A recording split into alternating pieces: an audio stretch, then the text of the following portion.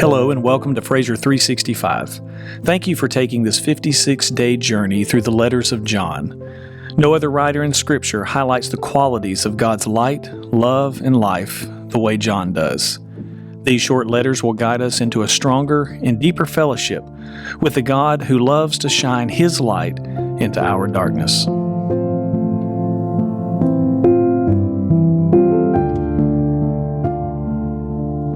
Welcome and thanks for joining us for day 23 of the Letters of John. Today's title is If You Know, You Know. J.C. Ryle said, "To be born again is, as it were, to enter upon a new existence. To have a new mind, a new heart, new views, new principles, new tastes, new affections, new likes, new dislikes, new fears, new joys, new sorrows, new love to things once hated, and new hatred to things once loved." Our text today is 1 John 2:29. If you know that he is righteous, you may be sure that everyone who practices righteousness has been born of him. We live in a day and age where most people use abbreviations on texts and social media. If you're like me, you have to ask your kids what they mean because you have no idea. For over a year, I thought that LOL meant lots of love.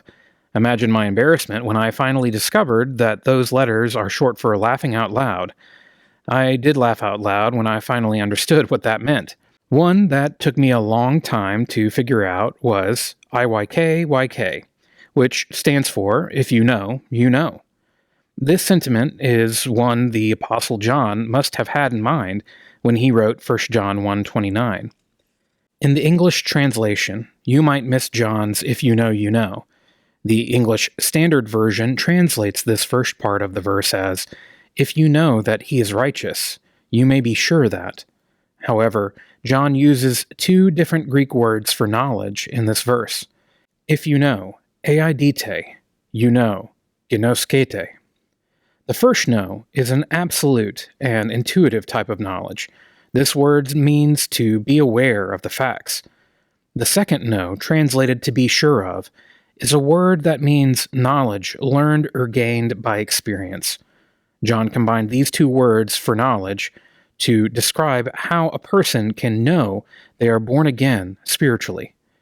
If you have the absolute knowledge of the fact that God is righteous, then you can know by experience that those who practice righteousness are born of God.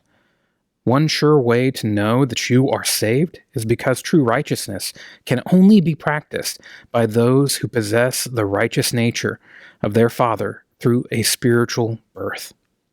The word for righteous in this verse is dikaios.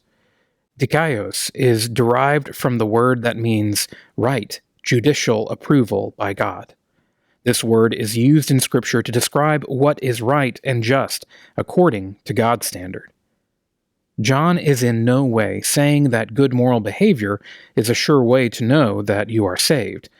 His word choice specifically points to correct behavior acceptable to God that can only occur in the heart of a sinful person through a supernatural, spiritual birth. When you live a supernatural life that leads to righteousness approved by God, you know that God's power is living through you. When your life is characterized by the righteousness of God, you can be sure that you have been born again. IYKYK. If you know, you know. Here are some questions for today. How does Jesus' discussion with Nicodemus in John 3 relate to what John writes here in 1 John 2:29?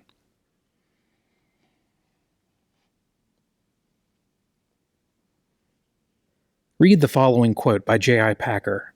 "The gift of sonship to God becomes ours not through being born, but through being born again." How can Packer's statement help you to know that you have been born of God?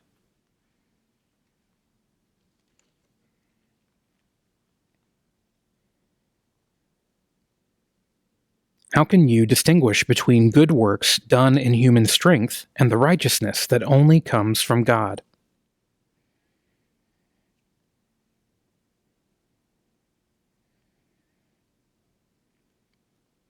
R.C. Sproul once said, "The only works of righteousness that serve to justify a sinner are the works of Christ." How does this statement coincide with today's devotion?